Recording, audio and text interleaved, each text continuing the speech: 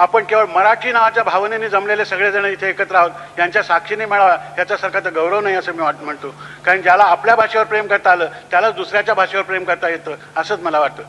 त्यानं आपल्या आईशी जो प्रेम करतो त्याला मातृत्व म्हणजे काय, त्याचं वात्सल्य म्हणजे काय, त्याचं प्रेम म्हणजे काय ते कळतं. तसं आपल्या भाषेवर प्रेम करणारी माणसं ही जगातल्या सर्व भाषेवर प्रेम करतात. त्याचा दुस्वास कोणीही करत नाही. भाषेचा दुस्वास कसला करायचा? दुस्वास ही निराळीच भावना आहे, ती कोणीही करत नाही. त्या अभिमानाने आपण म्हटलं की हो मी मराठी आहे, मला नेहमी मराठी आहे असं म्हणताना वाटतं की शिवाजी महाराज सुद्धा कधीतरी सोयराबाईंना आजचं पिठलं काही जमलं नाही बरं का वगैरे मराठीत सांगत असतील. ही कल्पना मला खूप बरी वाटते की थोर माणसं मराठीत बोलतात वगैरे. तर अशा थोर माणसांनी जी भाषा समृद्ध केली त्यातलेच आपण एक लहानसे आहोत. ही बाकीची मंडळी मोठी आहेत, त्या मनाने लहानसा असून सुद्धा मला तुम्ही मोठा केलात. हे महाराष्ट्र धर्माला जागलात की नाही मला माहिती नाही. तर आपल्याकडे सामान्यतः मोठा मनुष्य असला तरी ठीक आहे वगैरे असं नाही तर चढून जाईल अशा प्रकारची आपल्याला काहीतरी भीती असते. आम्ही आता अशा वयात आलेलो आहोत की आता चढून जायचं असलं तर कोणातरी खांद्यावरच चढून जाणार.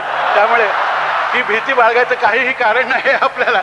तर आपण हा जो सन्मान केलात याबद्दल आपल्या सर्वांचे मी अत्यंत मनापासून आभार मानतो आणि धन्यवाद देतो. कारण दुसरे शब्द नाहीत माझ्याकडे ते बोलायला. म्हणून एवढं सांगतो की आपली आजचा क्षण हा आयुष्यातले जे अत्यंत परमोच्च आनंदाचे, कृतज्ञतेचे, सरदेचे क्षण आहेत त्यातला क्षण हा आहे. त्याचा अनुभव मी घेताना तो शब्दांनी व्यक्त करण्यासारखा नाही. आणि जे शब्दांनी व्यक्त करण्यासारखं असतं ते काय फारसं सांगण्यासारखं असतं असं मला वाटत नाही.